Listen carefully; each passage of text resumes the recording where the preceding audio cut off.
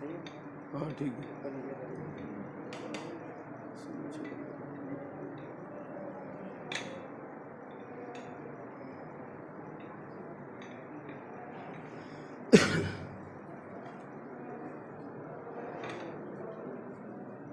ٹھیک ہے.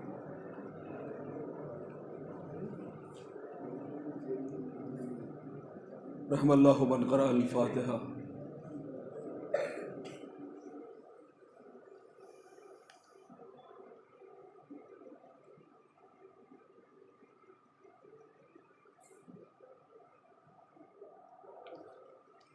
لا حول ولا قوة إلا بالله العلي العظيم. حسبنا الله ونعم الوكيل، نعم المولى ونعم النصير. أعوذ بالله من الشيطان اللعين الرجيم. بسم الله الرحمن الرحيم. الحمد لله الذي لم يتخذ صاحبة ولا ولدا ولم يكن له ولي من الذل وكبره تكبيرا.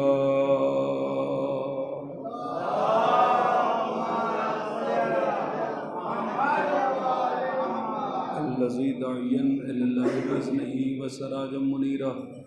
الصلاة والسلام والتحية والإكرام على النبي الأمي المكي القرشي الهاشمي الأبدي التحامي سيدنا ومقتدانا وهدينا وسيلتنا في الدارين إمام القبلتين جد الحسن والحسين مولانا أبي القاسم محمد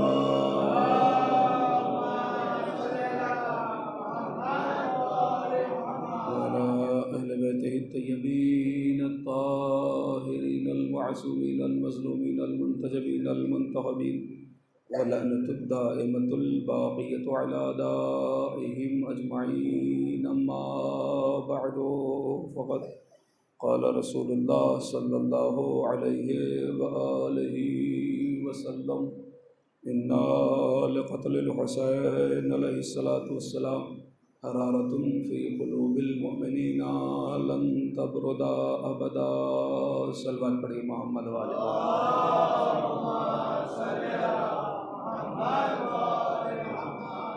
عزیزان گرامی قدر، ماتمداران سرکار ابی عبداللہ الحسین علیہ السلام، ماتمداران پرساداران آل رسول علیہ السلام، اللہ آپ تمام حضرات کو جو دور دور سے عزائے حسین کرنے کے لیے اس بستی میں تشریف لائے ہیں، میرے مالک انہیں تمام آفتوں سے، تمام بلاؤں سے، تمام طریقے کے شر سے محفوظ فرمائے، اور آپ یہاں بھی شاد و آباد رہیں اور وہاں بھی شاد و آباد رہیں. عزیزوں، میں کیا، صاحب خانہ کیا، بستی والے کیا، کوئی اس کا اجر آپ کو نہیں دے سکتا. اور اگر کوئی یہ سوچتا ہے کہ بستی والے کچھ اجر دے دیں گے یا یہاں والے کچھ آپ کو عطا کر دیں گے، تو عزیزوں، جو یہاں والے دیں گے وہ یہیں تک رہے گا، جو وہاں والے دیں گے وہ دونوں جگہ کام آئے گا. اگر کوئی یہ سمجھ رہا ہے کہ اسے اجر یہاں سے مل جائے گا، تو عزیزو اس امید میں نہ رہیے گا کہ یہاں والوں سے کچھ اجر مل جائے، اس لیے کہ یہاں والوں کا جو اجر ہوگا وہ یہیں پہ رہ جائے گا، لیکن جو وہاں والوں کا اجر ہوتا ہے وہ دونوں جگہ کام آتا ہے. دنیا بھی آباد کرتا ہے، قبر بھی آباد ہوتی ہے، حشر بھی آباد ہوتی ہے، نشر بھی آباد ہوتی ہے. اگر سلسلہ وہاں سے ہوگا تو مدد وہاں تک ہوگی، سلسلہ یہیں سے ہوگا تو مدد یہیں تک ہوگی. اور عزیزو، یہاں والوں کی مدد پہ بھروسہ کیجئے گا بھی نہیں. بہت توجہ چاہتا ہوں، یہاں والوں کی مدد پہ بھروسہ نہ کیجئے گا، اس لیے کہ مولا حسین فیصلہ کر کے جا چکے ہیں کہ جیسے ساتھی مجھے ملے ہیں، نہ میرے نانا کو ملے، نہ میرے باپا کو ملے، نہ میرے بھیا حسن مجتبیٰ کو ملے، اما جب رسول کو دیکھ کر لوگ رسول کے نہیں ہو سکے۔ اللہ اکبر۔ اذان محترم، اب دیکھیے اگر گفتگو اسی پہ میں جاری کروں اجر پہ تو شاید پوری تقریر اجر پہ ہو جائے، لیکن منظور نظر میں نے آج کی اس مجلس کے لیے کچھ آپ کے لیے تحفے بچا کے رکھے ہیں، اور وہ آج کی مخصوص تقریر میں اب مجھے داد کی ضرورت نہیں ہے، اس لیے کہ الحمدللہ صبح کی مجلس میں بھی اور دوپہر کی مجلس میں بھی آپ نے بڑی داد دی ہے۔ اس مجلس میں آپ اور سرکار کی موجودگی میں، حضور والا کے حضور میں، بہرحال مؤدبانہ یہ التماس لے کر حاضر ہوں کہ اگر کوئی بات غلط ہو تو آپ اس کی اصلاح فرمائیں گے۔ اور عزیزو یاد رکھیے کہ غلطی انسان ہی سے ہوتی ہے، غلطی انسان ہی سے ہوتی ہے، فرشتوں سے نہیں ہوتی ہے۔ اور میرے استاد آیت اللہ حمید الحسن صاحب قبلہ کا ایک جملہ کہ اگر کسی سے غلطی ہو جائے تو اس کو معافی مانگ لینا چاہیے، اس لیے کہ معافی مانگنے والا کبھی کبھی حر بھی بن جاتا ہے۔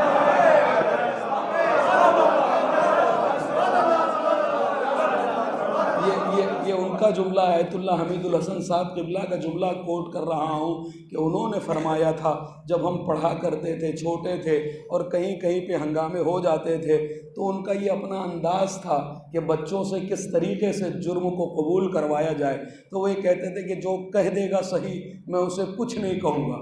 پھر جب لڑکے بیان کر دیتے تھے کہ ہم نے یہ کیا ہے، ہم نے یہ کیا ہے، تب وہ سمجھانے کے لہجے میں ایک جملہ کہتے تھے کہ دیکھو اگر غلطی ہو جائے تو اسے ایکسیپٹ کر لیا کرو، قبول کر لیا کرو، اس لیے کہ غلطی کو ماننے والا چھوٹا نہیں ہوتا ہے، غلطی کو قبول کرنے والا حر بن جاتا ہے۔ اللہ اکبر۔ اور اس کے بعد دوسرا جملہ جو کہتے ہیں کہ دیکھو اگر غلطی ہو جائے تو غلطی پہ اکڑنا نہیں چاہیے، اس لیے کہ جو غلطی پہ اکڑتا ہے وہ ابلیس بن جاتا ہے۔ اللہ اکبر۔ اذان محترم، اب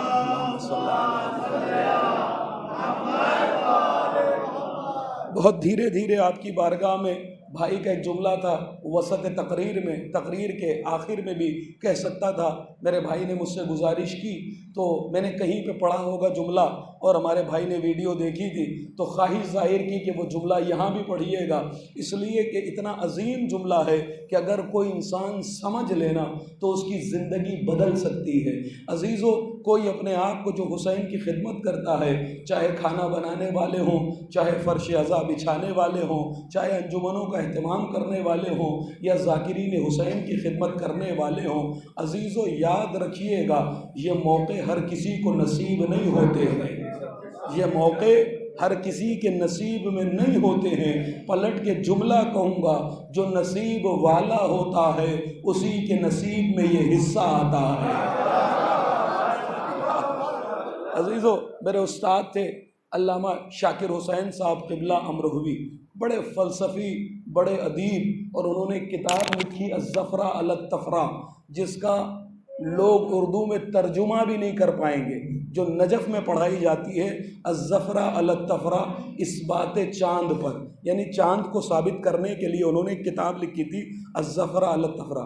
گھبرا تو نہیں رہے؟ ابھی مجلس شروع نہیں کی ہے میں نے۔ کہ آپ کبھی یہ سمجھیں کہ مولانا اب جملوں سے شروع ہوئی ہے تو یہ اب اپنے استادوں کے جملے ہی پڑھتے چلے جائیں گے، ایسا نہیں ہے۔ میں ابھی تقریر شروع کروں گا، بس آغاز گفتگو ہے۔ میں آپ کے نصیب کو بتانا چاہتا ہوں کہ تمہارا نصیب کتنا قیمتی ہے۔ اگر ذاکر کی خدمت کرتے ہو، فرش عزا بچھاتے ہو، کھانے کا اہتمام کرتے ہو، لوگوں کے لیے سبیل لگاتے ہو، تو اپنے نصیب کو سمجھنا کہ تمہارا نصیب کتنا بڑا ہے۔ اور اگر میرے استاد کا یہ جملہ پہنچ گیا حقیقی معنوں میں تو انشاءاللہ زندگی تبدیل ہو جائے گی آج سے ہی۔ میرا دعویٰ ہے، میرا چیلنج ہے، 54 سال 54 سال انہوں نے جامعہ ناظمیہ میں پڑھایا ہے، جس میں ان کے شاگردوں میں علامہ ذیشان حیدر جوادی، علامہ ادیب الہندی صاحب قبلہ جیسے شاگرد، علامہ ذیشان حیدر جوادی کے مطلب یہ شاگرد جو ہیں وہ مولانا شاکر حسین صاحب قبلہ، علامہ شاکر حسین بہت بڑے فلسفی سرکار جانتے ہیں، بہت بڑے ادیب اور ماہر فلکیات استاد تھے، وہ ہمیں فلکیات پڑھایا کرتے تھے، فلسفہ، علم کلام پڑھایا کرتے تھے۔ تو جب ان کا آخری وقت آیا ہے تو ایرا میڈیکل کالج میں ایڈمٹ تھے۔ آپ نے دیکھا ہوگا کہ ہاتھوں کے اوپر چپٹیاں لگی رہتی ہیں اور وہ ٹی وی ایک چل رہا ہوتا ہے، مجھے نام نہیں آتا ہے، اس کے اوپر اسکرین کے اوپر جو ہے وہ لکیریں دوڑ رہی ہوتی ہیں۔ ڈاکٹر صاحب تشریف فرما ہے کہ لگے کہ لکیریں دوڑ رہی ہوتی ہیں، تو عزیزان محترم تو وہی لکیریں سب دوڑ رہی تھی۔ تو میں ایرا میڈیکل کالج ملنے کے لیے گیا، آخری وقت تھا ان کا، تو ڈاکٹروں نے نو گارنٹی کہہ دیا، لیکن لوگ جو ہیں وہ محبت میں روکے ہوئے تو ہاسپٹل میں کہ نہیں یہی روکے رہیے، ان کو کوشش کیجئے شاید سے شفا مل جائے، شفا مل جائے۔ تب جب میں ان کے قریب پہنچا تو بڑے اٹکتے اٹکتے الفاظ سے گفتگو کر رہے تھے، تو میں نے ان سے پوچھا، میں نے کہا سرکار ایک زمانے تک 4-5 سال سے آپ کے سامنے زانو ادب طے کر رہا ہوں اور بہت بڑا مجھے شرف حاصل ہوا ہے، تو مجھے کوئی ایسی وصیت یا نصیحت کر دیجئے کہ جسے میں گرہ باندھ لوں، جسے میں گانٹھ کی طرح پلوں میں اپنے باندھ لوں۔ تو انہوں نے اٹکتے اٹکتے الفاظ میں ایک جملہ کہا کہ میری وصیت جان لو، میری نصیحت جان لو، یا میری زندگی کا کل محاصل جان لو۔ اتنے بڑے آدمی کی زندگی کا کل محاصل، اتنے بڑے آدمی کی زندگی کا کل محاصل لب لباب۔ عزیزو وہ کیا کہہ رہے ہیں؟ انہوں نے ایک جملہ کہا، کہنے لگے کہ بیٹا میں ایک جملہ کہتا ہوں، اگر سمجھ گئے تو اس میں ساری زندگی تمہاری بدل جائے گی۔ میں نے کہا سرکار فرمائیے۔ بہت ٹوٹے ٹوٹے الفاظ سے بول رہے تھے۔ انہوں نے مجھ سے یہ کہا کہ عزیز بیٹا جب بھی کچھ مانگنا اپنے پروردگار سے تو جنت نہیں مانگنا، کوثر نہیں مانگنا، سلسبیل کی خواہش مت کرنا، حور و غلمان کی خواہش مت کرنا۔ جب بھی یہ ہاتھ اٹھے نا بارگاہ اہدیت میں تو کبھی اللہ سے یہ مت کہنا کہ اللہ کروڑ پتی بنا دے، اللہ ارب پتی بنا دے، اللہ اتنا بڑا نام دے دے، اللہ اتنی زیادہ شہرت دے دے، اللہ اتنا بڑا ذاکر بنا دے۔ کچھ اللہ سے مت مانگنا۔ اگر اللہ سے مانگنے کی کوئی خواہش ہونا تو ہر نماز کے بعد ہاتھوں کو اٹھا کے بس ایک دعا کرنا کہ پروردگار کوئی کام اپنا مجھ سے لے لے۔ اب اس کی تشریح آپ کرتے چلے جائیے کہ کوئی کام اپنا مجھ سے لے لے۔ اب اس کی تشریح میں کر رہا ہوں، میں بیٹھا ہوا سوچنے لگا کہ اس میں کون سی بڑی بات کہہ دی۔ جب لیکن بستر پہ جا کے میں نے سوچا ہے نا اس جملے کی قیمت کو، ان کے انتقال کے بعد جو پورا لکھنؤ جو ہے وہ امٹ پڑا تھا علم لے کر ان کے جنازے کے اندر، اس کے بعد جب مجھے سوچ آئی کہ وہ کیا کہہ کے گئے تو میں بیٹھا ہوا سوچتا رہا۔ کیا کہا انہوں نے کہ اللہ سے دعا کرنا کہ کوئی کام اپنا کوئی کام مجھ سے لے لے۔ بھائی اللہ جب آپ سے کوئی کام لینا چاہے گا تو آپ کو پہلے ویسا بنائے گا۔ بھائی اللہ کو مصطفیٰ سے کام لینا تھا،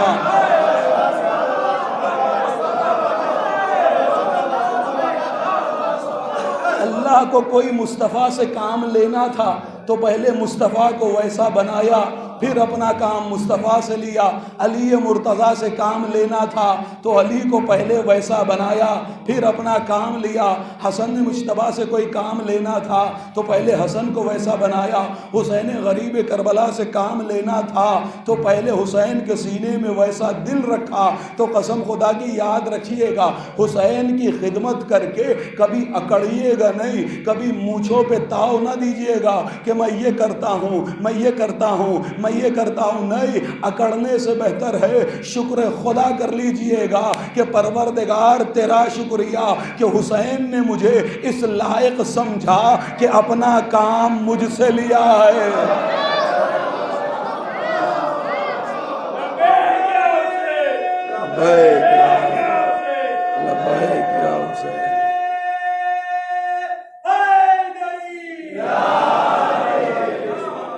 اللہ اکبر۔ اذان محترم کہ جب اللہ کوئی کام لینا چاہتا ہے تو پہلے اس کو ویسا بناتا ہے، پھر اپنا کوئی کام لیتا ہے۔ تو عزیزو اگر چاہتے ہو کہ تم غلام مصطفیٰ بن جاؤ، غلام علی بن جاؤ، غلام حسن مجتبیٰ بن جاؤ، غلام حسین بن جاؤ تو بارگاہوں میں آیا کرو، آ کر ہاتھ جوڑ کر ادب کے ساتھ کہا کرو حسین ہم بھی تو نوکر ہیں، حسین ہم بھی تو اس در کے غلام ہیں، حسین ہمیں بھی توفیق عطا فرما کہ ہم بھی 4 عزاداروں کی خدمت کر سکے۔ اللہ اکبر۔ اب یہیں سے گفتگو کا آغاز کر رہا ہوں کہ بڑا ایک صلوات پڑھے محمد و آل محمد۔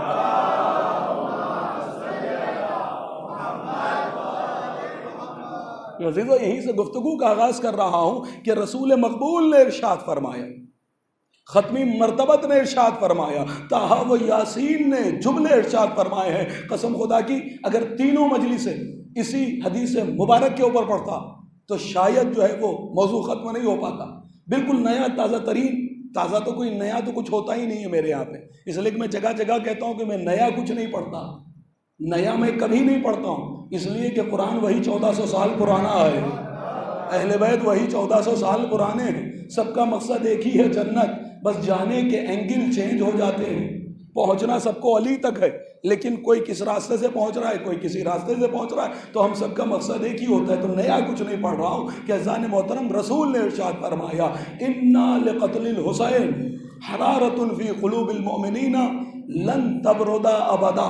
بھائی آج تک ہو سکتا ہے کسی نے لن کے ذریعے بھی حدیث سنی ہو، لیکن میں نے 13 سفر سے پہلے تک جہاں کہیں بھی اس حدیث کو پڑھا تو لفظ لا کے ذریعے پڑھا تھا کہ لا تبردا ابدا، لا تبردو ابدا، کہ امام حسین علیہ السلام کے قتل سے بہت قیمتی باتیں پڑھ جاؤں گا انشاءاللہ، داد نہیں چاہیے، بس سن لیجئے گا اور تحفہ لے کے جائیے گا آج کے دن کا، کہ کیا فرمایا، انا لقتل الحسین علیہ السلام، کہ امام حسین علیہ السلام کے قتل سے حرارۃ فی قلوب المؤمنین لن تبردا ابدا، کہ حسین کے قتل سے مومنین کے دلوں میں ایک ایسی حرارت ابھرتی ہے کہ لن تبردا ابدا، کہ جو کبھی بھی ٹھنڈی ہونے والی نہیں ہے، کبھی بھی خاموش ہونے والی نہیں ہے۔ بھائی 13 سفر سے پہلے جب بھی میں نے حدیث پڑھی تھی تو لا تبردو ابدا پڑھا، لیکن اب اس لیے کہ ایران سے ایک معمم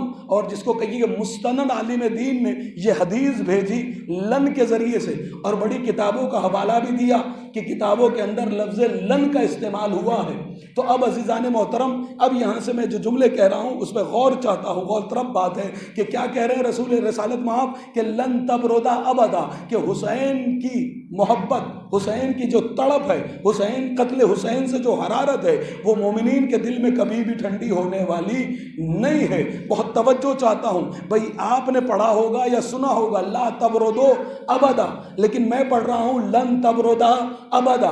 بھئی لا میں اور لن میں کیا فرق ہے؟ بہت توجہ چاہوں گا، دونوں عربی کے لفظ ہیں، لا کے معنی بھی نہیں، لن کے معنی بھی نہیں، لیکن لا اور نہیں میں بہت بڑا فرق یہ ہے کہ لا میں ہاں ہونے کے چانسز ہیں، لا میں ہاں ہونے کے چانسز ہیں، لا ہاں بن سکتا ہے لیکن لن میں ہاں ہونے کے چانسز نہیں۔ قرآن سے ثابت کروں بھئی ہمارا کلمہ کیا ہے، ہم کون سا کلمہ پڑھ کے مسلمان ہیں، کہ لا الہ الا اللہ، اللہ اکبر کچھ کہہ رہا ہوں، بھئی لا الہ الا اللہ، ہمارا کلمہ کیا ہے، لا الہ الا اللہ، لا کے معنی بھی نہیں، لن کے معنی بھی نہیں، لیکن لا میں ہاں ہونے کے چانسز ہیں، لا ہاں ہو سکتا ہے لیکن لن کبھی بھی ہاں نہیں ہو سکتا ہے، لن کے معنی نہیں، لیکن یہ ایسا نہیں ہے کہ جو کبھی بھی ہاں نہیں بن سکتا ہے۔ بھئی اب آپ کے سامنے دلیل دے رہا ہوں، جیسے لا الہ الا اللہ، بھئی لا مانے نہیں، الہ مانے کوئی خدا نہیں ہے، الا اللہ مگر اللہ کے، بھئی پہلے نہیں کی گئی، منع کیا گیا کہ نہیں ہے، لیکن الا اللہ کہہ رہے ہیں، اس کا مطلب یہ کہ یہ لا ہاں بن گیا۔ بھئی لا ہاں بنا یا نہیں بنا، لا الہ کوئی خدا نہیں ہے، الا اللہ مگر اللہ کے سوا، اس کا مطلب یہ لا ہاں میں تبدیل ہو گیا۔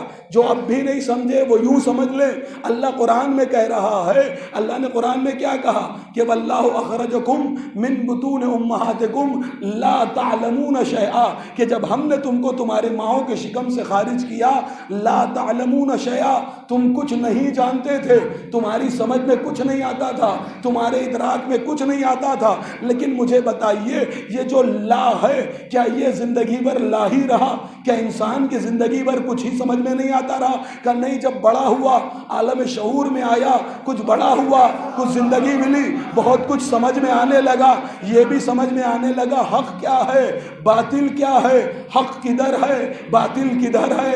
کب سمجھ میں آنے لگا؟ جب عالم شعور میں اللہ نے کیا کہا، لا تعلمون شیئا، تم کچھ نہیں جانتے تھے، لیکن یہ لا ہاں بنا کہ نہیں بنا، کہ یہ لا ہاں بن گیا۔ اللہ اکبر. لیکن لفظ لن کہنے لگے لن کبھی بھی ہاں نہیں بن سکتا ہے. اس کی دلیل قرآن سے دوں. جناب موسیٰ ہیں، کوہ طور پر ہیں، ضدی قوم ہے، اڑیل قوم ہے، ایسی ضدی قوم ہے کہ من و سلوہ کھانے کے بعد بھی موسیٰ سے پیاس کی خواہش کر رہی ہے. اتنی ضدی قوم کہ جنگل میں 40 برس تک بھٹکتی رہی لیکن ہنتا کہتی رہی، ہتا نہیں کہا. 40 برس تک بھٹکنا گوارا ہوا لیکن ایک لفظ تھا. موسیٰ کہہ رہے تھے ہتا کہہ دو راستہ مل جائے گا. انہوں نے کہا ہتا نہیں کہیں گے، ہنتا کہیں گے. ہنتا کہتے رہے، 40 برس تک بھٹکتے رہے لیکن راستہ نہیں ملا ہے.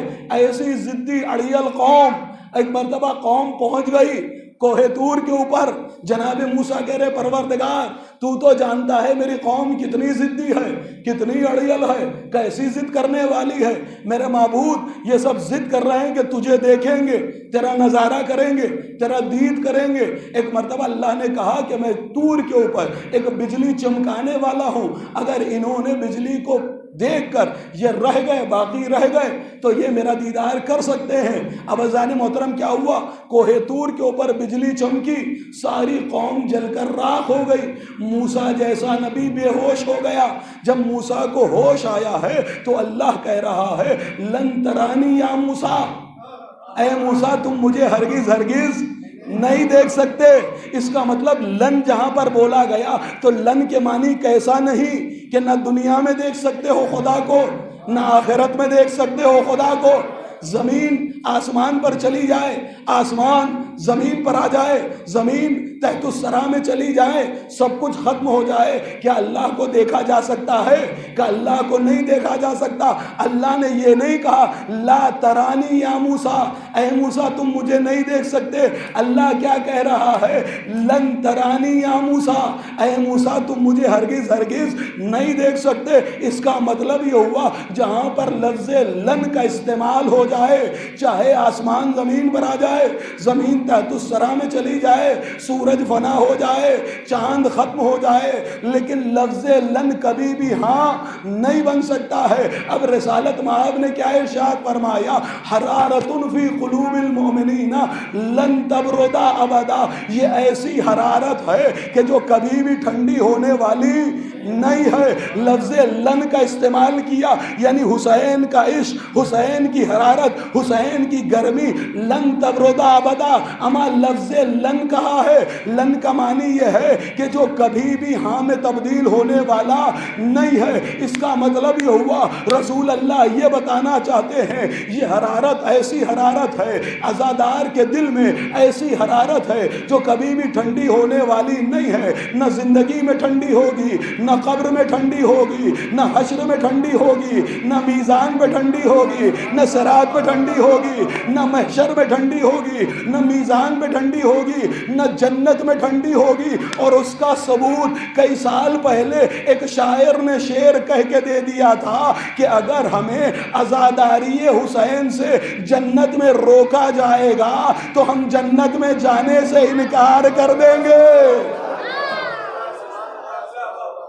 شاید میں نے زیادہ بھاری باتیں نکال لی ہے نا.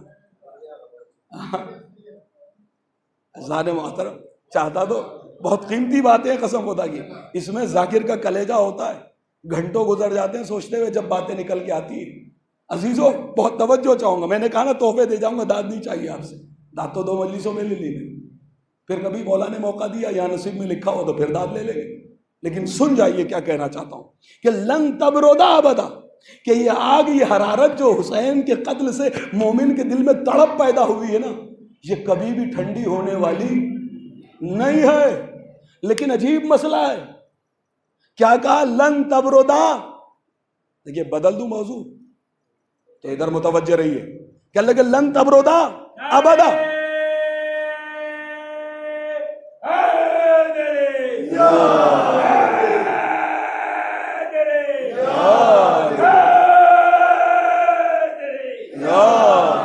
کہ لن تبردا ابدا، لفظ ابد کو سمجھیے گا. کہا کہ یہ آگ، یہ حرارت کبھی بھی ٹھنڈی ہونے والی نہیں ہے. اللہ اکبر، لفظ ابد کو رکھا.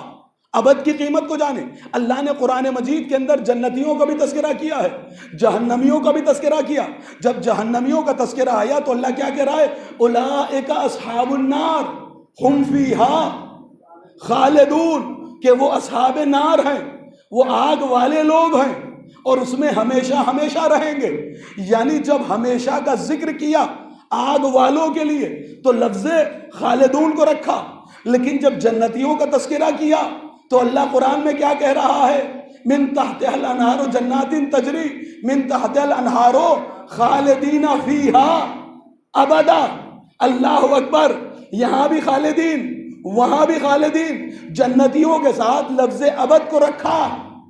بھائی لفظ خالدین کے ساتھ لفظ ابد کو رکھا، کس کے ساتھ؟ کہ جنتیوں کے ساتھ۔ ماجرا سمجھ میں نہیں آیا؟ دیکھیے دونوں میں بڑا فرق ہے۔ جہاں پر لفظ ابد بول دیا جائے خالدینہ کے ساتھ، بہت توجہ چاہوں گا، ابد کیا ہے؟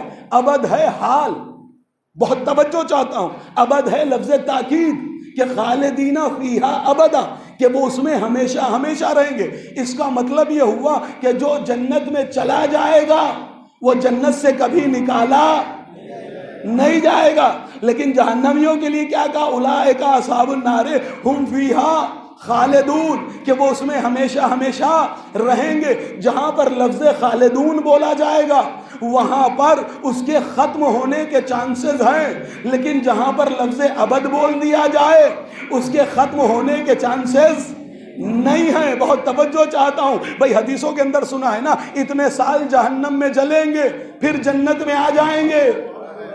اللہ اکبر، کچھ کہہ رہا ہوں، بڑی قیمتی باتیں ہیں، شاید کسی سے سنی نہیں ہوں گی۔ میرا کلیجہ ہے اس بیان کے اندر کہ لفظ خالدینہ فیہا ابدا، جہاں پر لفظ خالدینہ فیہا ابدا بول دیا جائے وہاں پر کبھی بھی یہ جو چل رہا ہے نا، جنتیوں کے لیے کیا ہے کہ 1000 سال کا، اس کے بعد بھی ہمیشہ ہمیشہ، 2000 سال اس کے بعد بھی ہمیشہ ہمیشہ، 10,000 سال اس کے بعد بھی جنت میں ہمیشہ ہمیشہ رہیں گے۔ لیکن جہنمیوں کا یہاں ذکر ہوا، کیا کہا؟ خالدون، خالدون، لفظ خالدون، تو خالدون کا مطلب بھی ہمیشہ ہمیشہ ہے، لیکن لفظ خالدون رک سکتا ہے لیکن خالدینہ ابدا نہیں رک سکتا ہے۔ بہت توجہ چاہوں گا، اب رسول نے کیا کہا؟ لن تبردا ابدا، کہ حسین کے دل، حسین کے قتل سے جو مومن کے دل میں حرارت ہے وہ کبھی بھی ٹھنڈی ہونے والی نہیں ہے۔ ارے ذرا قیمت کو تو جانو، اپنی منزلت کو تو پہچانو کہ تم عزادار ہو، تمہاری قیمت کیا ہے۔ رسول فرما رہے ہیں عشق حسین کی گرمی اگر کسی کے دل میں ہے تو وہ کبھی بھی نکلنے والی نہیں ہے۔ بہت توجہ چاہتا ہوں، لیکن مجھے 2 طریقے کی حدیثیں ملی۔ پہلی حدیث، میرے رسول نے حسین کے لیے ارشاد فرمایا کہ لن تبردا ابدا، حسین کے عشق کی حرارت مومنین کے دل میں کبھی ٹھنڈی پڑنے والی نہیں ہے۔ دوسری جانب چھٹے امام کی حدیث نظر آتی ہے، میرے مولا نے ارشاد فرمایا کہ جب اپنے دل میں عشق علی کی ٹھنڈک محسوس کرنا،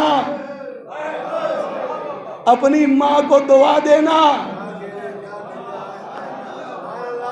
شاید مجھے نکتے پڑ جانے چاہیے تھے بھئی، 2 طریقے کی حدیث سب نے سنی ہے، میں نے بھی، آپ نے بھی، میں نے بھی پڑھی، آپ نے بھی پڑھی ہوگی۔ چھٹے امام نے فرمایا، کیا فرمایا؟ جب عشق علی کی ٹھنڈک اپنے دل میں محسوس کرنا تو اپنی ماں کو دعا دینا۔ رسول نے کیا فرمایا؟ مومن کے دل میں جو حرارت ہے وہ کبھی بھی ٹھنڈی ہونے والی نہیں ہے۔ میرا ذہن چونک گیا، دل ایک ہے، اس دل میں عشق علی کی ٹھنڈک بھی ہے۔ اللہ اکبر، عشق علی کی ٹھنڈک بھی ہے، عشق حسین کی حرارت بھی ہے۔ بھئی دل ایک ہے، ایک دل میں ٹھنڈی اور گرمی کیسے جمع ہو سکتی ہے؟ میرا دماغ کام نہیں کر رہا تھا، میں نے نگاہوں کو اٹھایا، میرے سامنے جلتی ہوئی CFL دکھ گئی کہ یہ جو CFL جاری ہے، جو جل رہی ہے، یہ کیسے جل رہی ہے؟ بھئی یہ کیسے روشن ہے؟ کہنے لگے اس کے اندر 2 تار لگے ہوئے ہیں، ایک تار گرم ہے،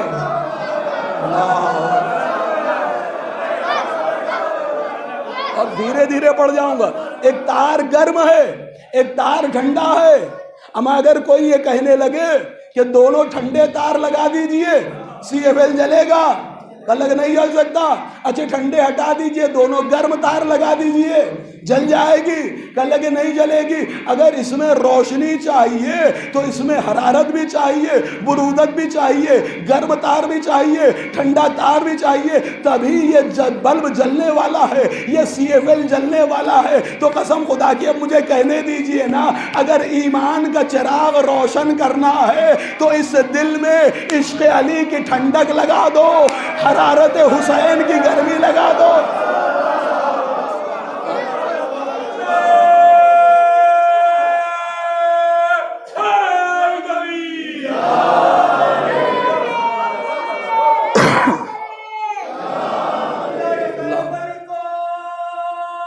اللہ بولا سلامت رکھے.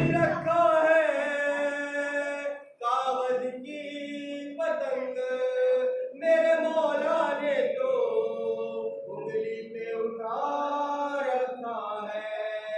نعرے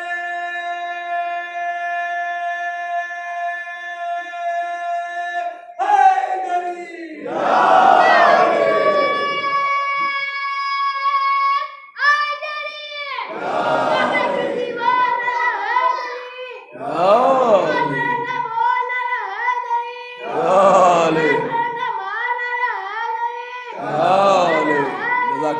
سلامت رکھے. ماں باپ کے ارمان پروان چڑھتے رہے میرے بھائی. اللہ اکبر. اذان محترم دو طریقے کی حدیث ہے نا, کہ عشق حسین کی حرارت دل میں جگا کے رکھو. عشق حسین کی حرارت دل میں ہو تب ایمان کا چراغ جلے گا. عشق علی کی برودت ٹھنڈک کلیجے میں ہونی چاہیے. اللہ اکبر. آ گیا موضوع کے اوپر. بھئی آج دنیا جتنے بھی اعمال کر رہی ہے, اِنَّ لِقَتْلِ الْحُسَيْنَ فِي قلوب المؤمنین, کس کے دل میں؟ اِنَّ فِی قلوب المؤمنین. عربی کو سمجھیے گا, بہت توجہ چاہتا ہوں. اِنَّ فِی قلوب المؤمنین. رسول اللہ کیا فرما رہے ہیں؟ کس کے دل میں ہوگی یہ گرمی؟ شاید میں بات کو نہیں پہنچا پایا. بھئی مجھے پہنچانا چاہیے کہ بھئی آج ساری دنیا نمازیں پڑھ رہی ہے, روزہ رکھ رہی ہے, حج کر رہی ہے, زکوٰۃ دے رہی ہے, امر بالمعروف کر رہی ہے, تسبیحیں پڑھ رہی ہے, تحلیل کر رہی ہے, سجدوں پہ سجدے کر رہی ہے, رکوع پہ رکوع ہو رہا ہے, قیام پہ قیام ہو رہا ہے. سب کا مقصد کیا ہے؟ کہ سب کا مقصد بس ایک ہی ہے کہ مومن بن جاؤ. نماز کس لیے؟ کہ مومن بن جاؤ. روزہ کس لیے؟ کہ مومن بن جاؤ. حج کس لیے؟ کہ مومن بن جاؤ. زکوٰۃ کس لیے؟ کہ مومن بن جاؤ. تسبیحیں کس لیے؟ کہ مومن بن جاؤ. تحلیل کس لیے؟ کہ مومن بن جاؤ. سجدے کس لیے؟ کہ مومن بن جاؤ. رکوع کس لیے؟ مومن بن جاؤ. بھئی ساری دنیا مری جا رہی ہے اسی شوق میں کہ مومن بن جاؤ, مومن بن جاؤ, مومن بن جاؤ. لیکن جانے قربان ہو جائے حسین تیرے عشق پر, حسین تیری محبت پر, کہ حدیث یہ کہہ رہی ہے تیرا عشق اسی کے دل میں بسے گا جو مومن ہوگا.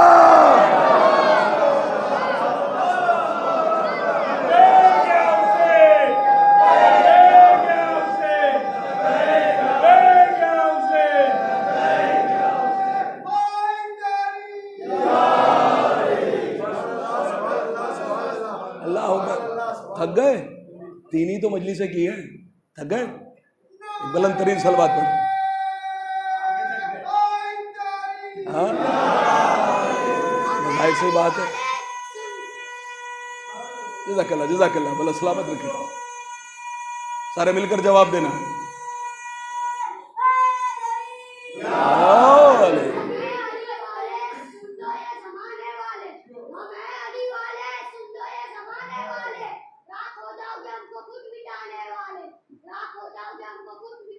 جزاک اللہ. مولا سلامت رکھے, شاد و آباد رکھے.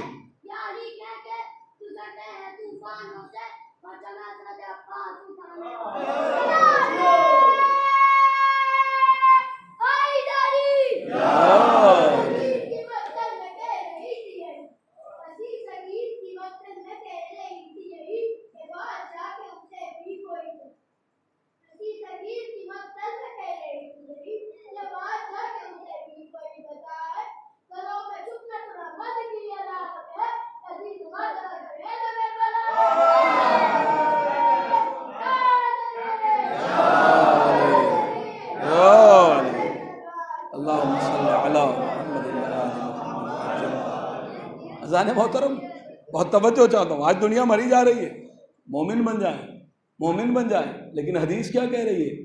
مومن ہے ہی وہ جس کے دل میں حسین کی تڑپ موجود ہو۔ اللہ اکبر، یہ تڑپ نہیں ہے تو کیا ہے؟ کوئی انکلیشور سے کھینچ کے چلا رہا ہے۔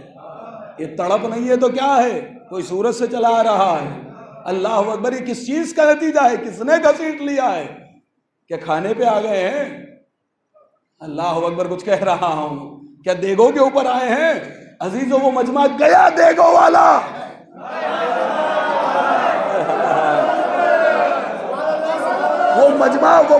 وہ مجمع 61 ہجری سے پہلے چلا گیا، 61 ہجری سے پہلے چلا گیا دیگوں والا مجمع، کہ جب دیگوں پہ جمع ہوتے تھے، دیگوں کی بنیاد پہ اکٹھا ہو رہے تھے، وہ مجمع 61 ہجری سے پہلے چلا گیا۔ 61 ہجری میں میرے مولا حسین نے چراغ گل کر کے کہا کہ دیکھو، نہ کھانا ہے، نہ پانی ہے، نہ مال غنیمت ہے، یہاں پر کچھ نہیں ہے، جانوں کا نذرانہ دینا ہے، لیکن کمال عشق یہ تھا، حسین کہہ رہے تھے کل خون دینا ہے، کچھ ملنے والا نہیں ہے، جنت میں دوں گا چلے جاؤ، بیعت میں اٹھا رہا ہوں چلے جاؤ، لیکن حسین کا عشق یہ تھا کہ حسین چراغ گل بھی کر رہے تھے لیکن جانے کو کوئی تیار نہ تھا۔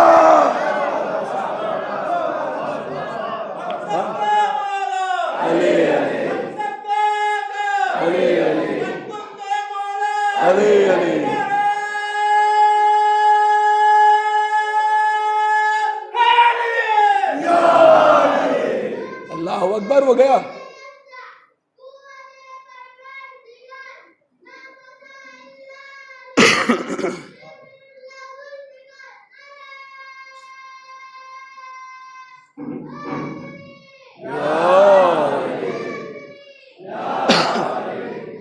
اللہم صلی اللہ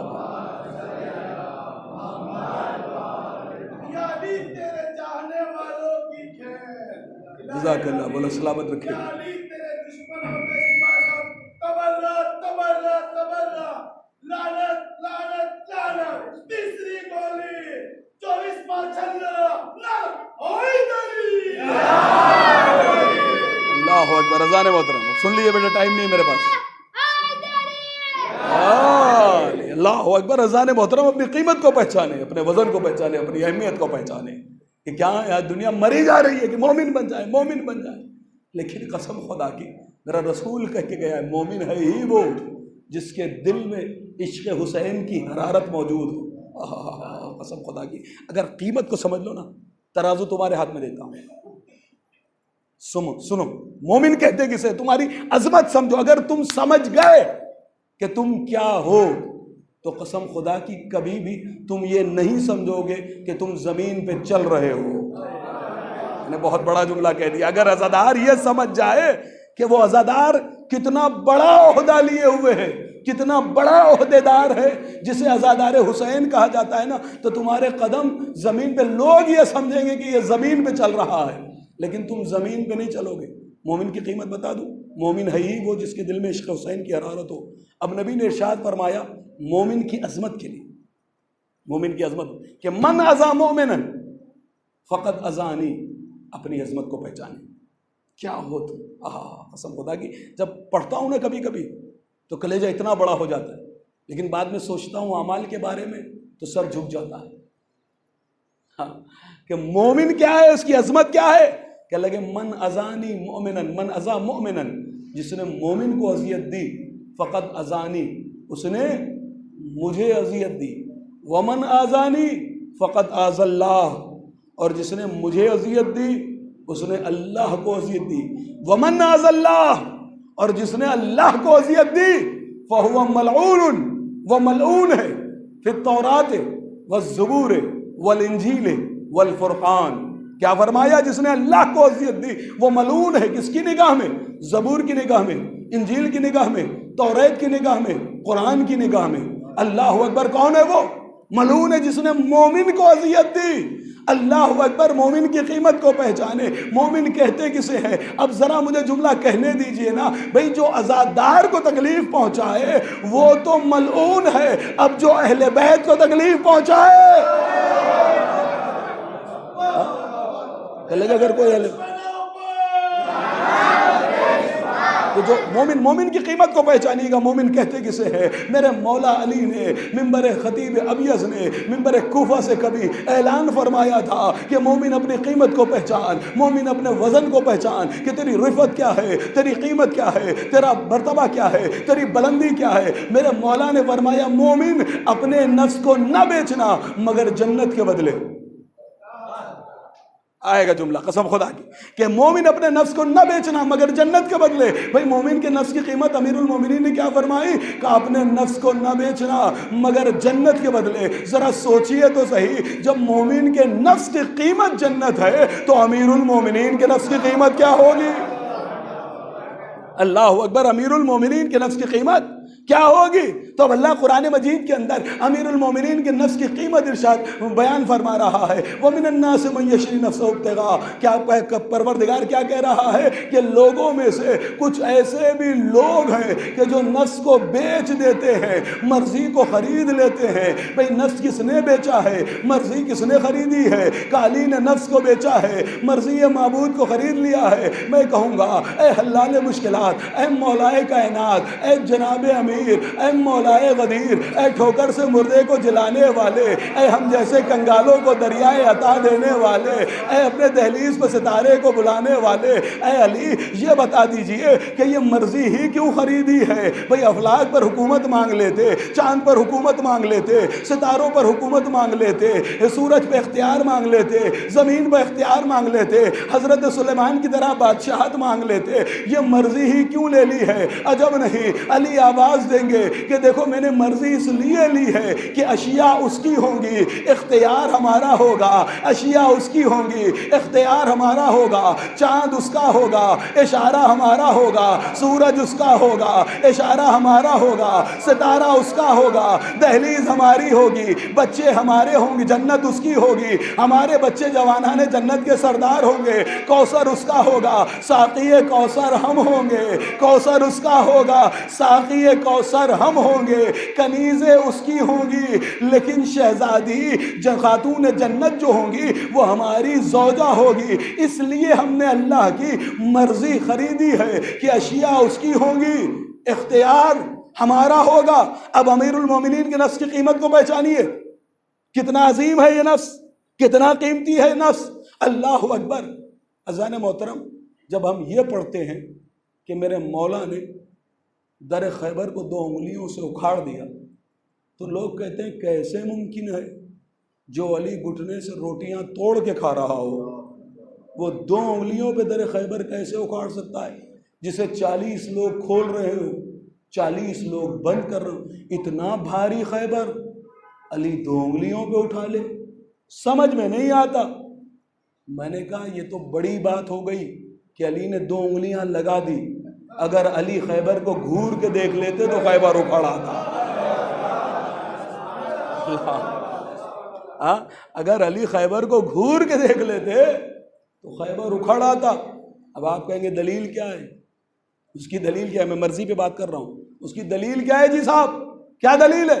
میں نے کہا یہ بتائیے، یہ جو سورج چلتا ہے کیا یہ اپنے آپ چلتا ہے؟ کیا اپنے آپ چلتا ہے؟ کل لگے نہیں، یہ سورج اپنے آپ نہیں چلتا ہے، بلکہ سورج کے اوپر اللہ نے فرشتوں کو مقرر کر رکھا ہے۔ تو اس سورج کو علی نے کیسے پلٹایا؟ پنجے کی طاقت سے، بازو کی طاقت سے، انگلیاں لگائی ہیں سورج پہ، انگلیوں سے پکڑ کے گھسیٹا تھا، یہ زوال کی منزلوں سے، یہ غروب کی منزلوں سے نکال کر زوال کے کمال تک پہنچایا تھا۔ تو یہ کیا کیا تھا علی نے؟ کہنے لگے علی نے ایک اشارہ کیا تھا، اشارے سے سورج کو پلٹایا تھا۔ سورج چلتا کیسے جی صاحب؟ اپنے آپ چل جاتا ہے، دن میں نکل رہا ہے شام کو ڈوب جا رہا ہے، ایسے ہی؟ کہنے لگے جی صاحب نہیں، اس سورج کے اوپر اللہ نے فرشتوں کو مقرر کیا ہے کہ 70,000 فرشتے ایسے ہیں جو سورج کو ڈھکیلتے ہیں، 70,000 فرشتے ایسے ہیں جو سورج کو گھسیٹتے ہیں۔ تو اب ایک سورج پہ کتنے فرشتے مقرر؟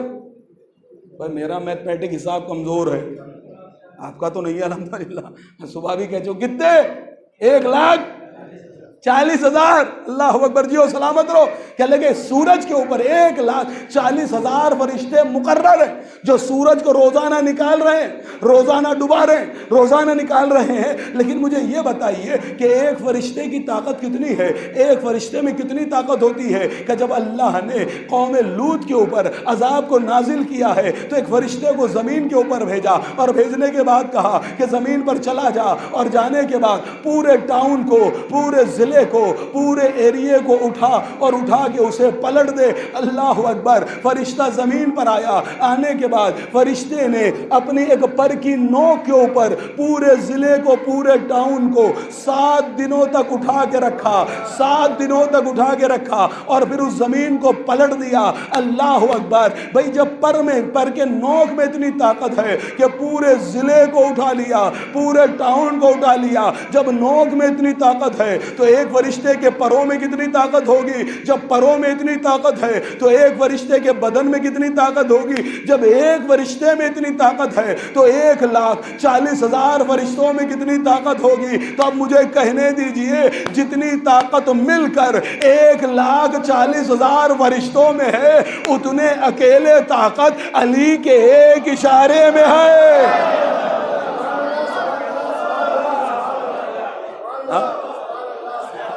علی کے ایک اشارے میں ہے عزیزو. تو اگر علی گھور کے دیکھتے تو خیبر اکھڑا. تو رسول مقبول نے کیا ارشاد فرمایا کہ لن تبردا. بہرحال میں بھی گھڑی کی جانب دیکھ رہا ہوں، کچھ نگاہیں دیکھ رہی ہیں، مجھے معلوم ہے، اور اللہ کا شکر یہ ہوا کہ مائک اس وقت صدا کھینچ رہا ہے. ہاں کہ میں الحمدللہ کہ اللہ کے صاحب کیا ہوا کہ قیمت کو پہچانے. مومن کسے کہتے؟ انا لقتل الحسین حرارت فی قلوب المؤمنین لن تبردا ابدا. کہ یہ ایسی تڑپ ہے کہ جو تڑپ کبھی بھی ٹھنڈی ہونے والی نہیں ہے. اور اگر اس کا زندہ معجزہ دیکھنا ہے تو اللہ سب کو مشیِ کربلا نصیب فرمائے. اگر یہ تڑپ دیکھنی ہے کہ حقیقی تڑپ ہم اور آپ کیا 10,000 خرچہ کر دیا، کالر ٹائٹ کرنے لگتے ہیں. ارے میں نے خرچہ کیا 11,000 نو کور آپ ہی دی دو چھے. یہی تو ہوتا ہے نا جی صاحب. کتنا چندہ لکھوا دیا. ایک صلوات پڑھے محمد والے محمد. بھئی حقیقت کہہ رہا ہوں میں، غلط کہوں تو میں نے پہلے ہی کہہ دیا، اگر غلط کہوں گا تو معافی مانگوں گا، ظاہر سی بات ہے. بھئی یہی تو ہوتا ہے نا. لیکن قسم خدا کی تڑپ کو اگر زندہ تڑپ دیکھنی ہے تو جاؤ جا کر دیکھو کہ جو اپنے گھر کے دروازوں کو کھول دیتے ہیں. عزادار حسین آئے، جیسے جی چاہے ویسے گھر کو استعمال کرے. اور عزیزو یہی نہیں ہے، تڑپ اسے نہیں کہتے کہ ایک خارجی شے کو، ایک باہری چیز کو نہیں، بلکہ تڑپ یہ ہے کہ عزادار تو آجا، تیرے قدم ہم اپنے ہاتھوں سے دھلائیں گے. تڑپ اسے کہتے ہیں، تیرے قدم دھلائیں گے. اور دھلا کے کرتے کیا ہیں؟ دھلا کے جو پیر دھوتے ہیں گھر میں آنے والے عزادار کے، وہ کرتے کیا ہیں؟ اللہ اکبر یوں ہی پھینک دیتے ہیں، یوں ہی ڈال دیتے ہیں. کہنے لگے نہیں، جو مشی کرتا ہے، جس کے پیر دھلاتے ہیں نا لوگ، وہ یہ کرتے ہیں کہ اس پانی کو سال بھر تک گھر میں رکھتے ہیں اور گھر میں چھڑکتے رہتے ہیں کہ عزادار حسین کے قدموں کی برکت ہے. یہ تڑپ ہے. ہم سمجھ رہے ہیں کہ ہم نے 10,000 دے دیا. نہیں، عزیزان محترم حسین کی تڑپ کو سمجھیں. یہاں کبھی بھی ٹھنڈی ہونے والی نہیں ہے. دنیا مٹ گئی حسین کو مٹانے کی فکر میں، لیکن حسین حسین ہے. تم کیا مٹاؤ گے؟ کسی کی کیا اوقات ہے جو حسین کو مٹا سکے؟ اللہ اکبر. جب اتنا بڑا یزید، دولت، حکومت، شاہی، تخت و تاج سب کچھ تھا، جب وہ نہ مٹا سکا، تمہاری اوقات ہے؟ اللہ اکبر. حسین کے وفادار ہو جائیے. کبھی حسین کے خلاف نہ بولیے گا، کبھی حسین کے خلاف نہ سوچیے گا. اس لیے کہ میں نے بڑے بڑوں کو دیکھا ہے، اس سیلاب میں بڑے بڑے تنکے کی طرح بہتے ہوئے نظر آئے ہیں. میں نام نہیں لوں گا، وہ میں نے کہہ دیا جملہ، سوچنا آپ کا کام ہے. بڑے بڑے تنکے کی طرح بہتے ہوئے نظر آئے ہیں حسینیت کے سیلاب.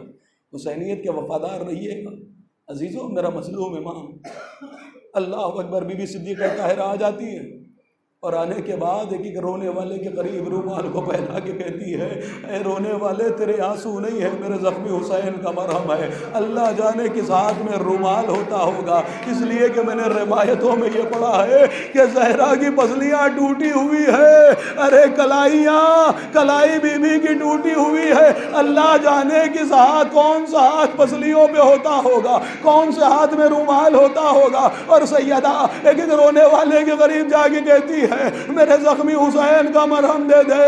اللہ اکبر۔ ہاں عزیزو، روایتوں کے جملے یہ ہیں، میرا مولا حسین جب کربلا کے میدان میں آئے ہیں نا حسین نے کبھی بھی ایسی غربت محسوس نہیں کی ہے جیسے وقت آخر غربت محسوس کی ہے۔ حسین کتنا غریب ہو گیا تھا، عصر عاشور میرا مولا کیسا غریب تھا۔ روایتیں یہ کہتی ہے اتنا غریب تھا کہ جب رہوال کے قریب میرا مولا آیا ہے، میرے مولا نے دائیں دیکھا، بائیں دیکھا، سامنے دیکھا، پشت پر دیکھا، جب کسی کو نہ پایا نا، میرا مولا تڑپ کر کلیجے پر ہاتھ رکھ کر ایک جملہ کہتا ہے اینا عباسا، اینا علی اکبرا، او میرے بھائی عباس کہاں ہو، او میرا لاڈلے علی اکبر۔ حسین جب کے چلے بادے دوپہر رن کو، حسین جب کے چلے بادے دوپہر رن کو، کوئی نہ تھا جو سنبھالے رکابے توسن کو، کوئی نہ تھا۔ کیا روتے روتے تھک گئے ہو؟ کیا اب بھی انتظار کرو گے؟ اب اگلے برس رو گے؟ عزیزو مہمان جا رہا ہے، ارے آنسوؤں کے نذرانے کے ساتھ مہمان کو خدا حافظ کہہ دیجئے۔ ارے حسین کیا جا رہے ہیں، ہمارے گھروں کی رونقیں جا رہی ہیں، ہمارے محلوں کی رونقیں جا رہی ہیں، دنیا کا واحد غم ہے۔ عزیزو کائنات میں کوئی ایسا غم نہیں ہے جسے انسان کلیجے سے لگانا چاہے، لیکن اللہ جانے یہ حسین کا غم کیسا غم ہے کہ اس کے لیے انسان تیاریاں کرتا ہے۔ اب حسین جا رہے ہیں، عزیزو مولا سجاد کے دل سے پوچھے کوئی، روتے روتے تھک گئے ہو، سینہ دکھنے لگا ہے، اللہ اکبر، آنکھوں سے آنسو نہیں آ رہے ہیں؟ عزیزو میرے مولا سجاد کے گریے کو تو یاد کرو، میرا مولا 34 برس تک روتا رہا، ارے کھانے کو دیکھا تو رویا، پانی کو دیکھا تو رویا، قصاب کو دیکھا تو پوچھ لیا، ارے ذبح سے پہلے پانی پلا دیا ہے، وہ کہتا تھا مولا پہلے پانی پلاتے ہیں پھر چھری کو پھیرتے ہیں۔ میرا مولا تڑپ کے کربلا کے رک کر کہتا تھا ہائے میرا بابا، ارے دمبے کو ذبح کرتے ہیں تو پہلے پانی پلاتے ہیں پھر چھری کو پھیرتے ہیں، لیکن آئے وزند رسول تجھے پیاسا ذبح کر دیا گیا۔ اجرکم اللہ، اجرکم اللہ، بآواز بلند روئیے۔ ارے یہ مولا سجاد کی سیرت ہے، مولا سجاد کی سیرت ہے کہ چراغوں کو گل کر دیا جائے، اس لیے کہ اگر بغل والے سے شرما کے نہ رو پا رہا ہو تو مولا سجاد نے کہا تھا چراغوں کو گل کر دو، اس لیے کہ سجاد یہ چاہتا ہے جو کوئی بھی حسین پر رونا چاہے وہ بآواز بلند روئے، بغل والے سے شرما کے آواز کو دھیمی آواز سے نہ روئے۔ اجرکم اللہ۔ ہاں عزیزو، جب سے حسین کربلا کے میدان میں آئے تھے نا، حسین نے ایسی غربت محسوس نہیں کی تھی جو وقت آخر محسوس کی ہے۔ امام حسین علیہ السلام نے حسین جب کے چلے بادے دوپہر رن کو، علامہ میر انیس نے عجیب شعر کہہ دیا، حسین جب کے چلے بادے دوپہر رن کو، کوئی نہ تھا جو سنبھالے رکاب توسن کو، سکینہ جھاڑ رہی تھی ابا کے دامن کو، حسین چھپ کے کھڑے تھے جھکائے گردن کو۔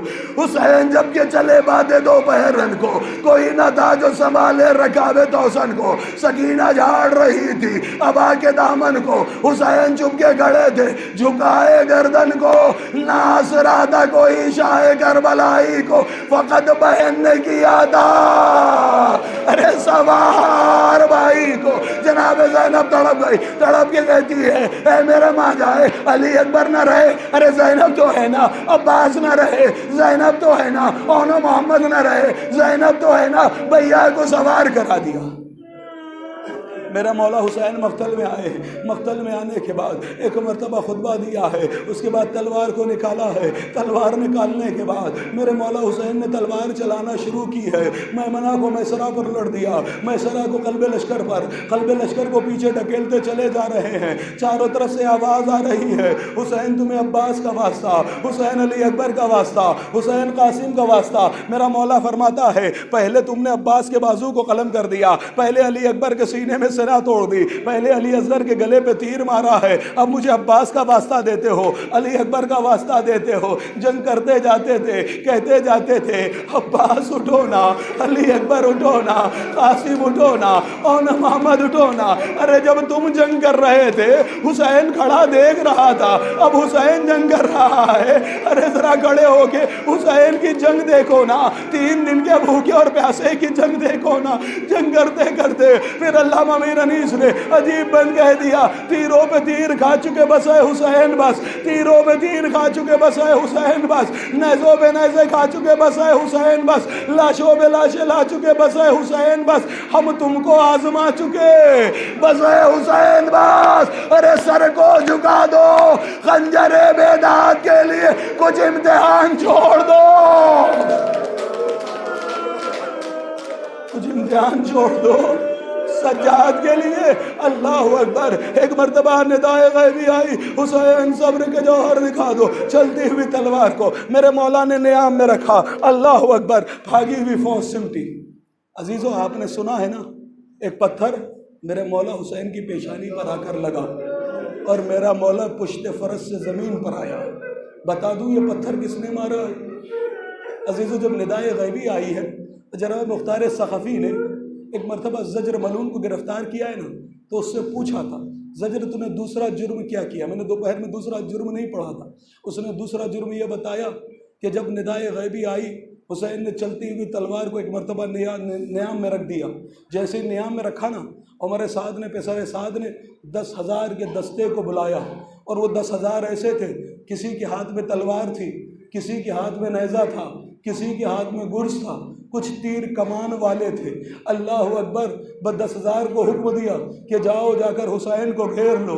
اب وہ کہتا ہے کہ میں نے کیا دیکھا، 10,000 کا دستہ، تلوار والے حسین کی دائیں جانب سے بڑھے، نیزے والے حسین کے بائیں جانب سے بڑھے، تیر والے حسین کے سامنے چلے، گرز والے حسین کے پیچھے چلے، سیدہ کا لاڈلا پشت فرس پر ہے، ذوالجناح پر ہے، دائیں طرف سے جو تلواریں پڑی ہیں، میرا مولا بائیں جانب ہو گیا، بائیں جانب والوں نے اب جو نیزے چبوئے ہیں، میرا مولا پیچھے کی جانب ہو گیا، ارے پیچھے والوں نے اب جو گھما کے گرز مارا، کہ سیدہ کا لاڈلا آگے کی جانب آیا، آگے والوں نے اب جو تیر چلائے ہیں، ارے زہرا کے لاڈلے کا سارا سینہ تیروں سے جھلنی ہو گیا۔ جزاک اللہ، جزاک اللہ، بابا سے بلند گریا کرو کہ حسین کا سارا سینہ تیروں سے چھلنی ہو گیا۔ بس ایک مرتبہ زجر کہتا ہے کہ میں نے لشکر کو چھیڑا، فوج کو چھیڑا، میں ایک مرتبہ حسین کے قریب آیا، میں نے حسین کا کعبہ کاٹا۔ اب ذرا سروں کو بلند کرو، میری جانب دیکھو، میں کچھ بتانا چاہتا ہوں۔ ایک مرتبہ زجر ملون کہتا ہے میں نے حسین کا کعبہ کاٹا، میں نے حسین کا چکر کاٹا۔ احساس والو، اولاد والو، اللہ کسی کا گھر ایسے نہ اجڑے جیسے سیدہ کا گھر اجڑا ہے، اللہ کسی کا چمن ایسے ویران نہ ہو جائے جیسے زہرا کا چمن ویران ہوا ہے۔ روایتیں کہتی ہے، زجر کہتا ہے میں نے حسین کا کعبہ کاٹا، میں نے حسین کا چکر کاٹا، میں نے حسین کا طواف کیا۔ ایک مرتبہ مختار سقفی نے سوال کر لیا تو نے حسین کا کعبہ کیوں کاٹا؟ ایک مرتبہ زجر کہتا ہے میں یہ دیکھنا چاہتا تھا کہ حسین کے بدن کا کوئی ایسا بھی حصہ ہے جہاں پر تیر نہ لگا ہوا ہو یا زخموں سے خون نہ بہ رہا ہو۔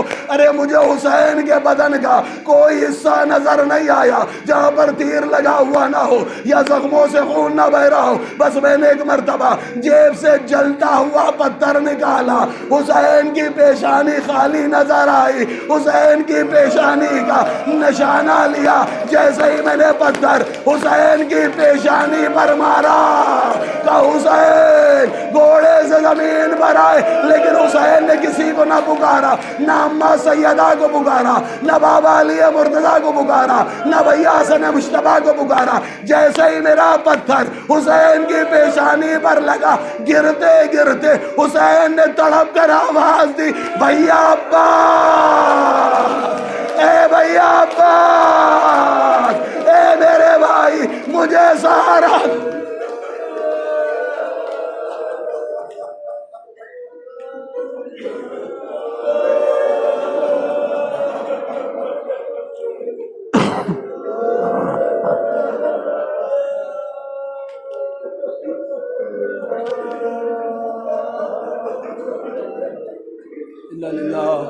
انا الیہ راجعون.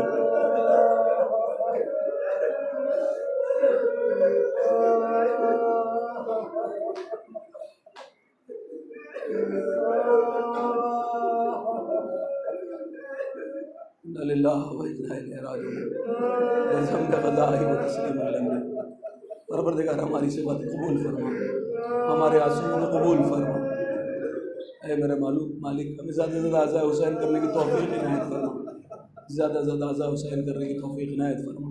ہم جو روزن کے قرضوں کو ادا فرما، جو بے روزگار روزی عنایت فرما، جو برسہ روزگار روزگار ترقی عنایت فرما. حاضرین ناظرین منظورین شرکائے غم کے تمام دلی مقاصد اور مراد کو پورا فرما. سب سے عظیم دعا تیری آخر حجت امام عصر کے ظہور میں تعجیل فرما. ہم کو ان کے اعمال میں صالح شمار فرما. فتقبل منا انک انت السمیع العلیم. ماتم حسین.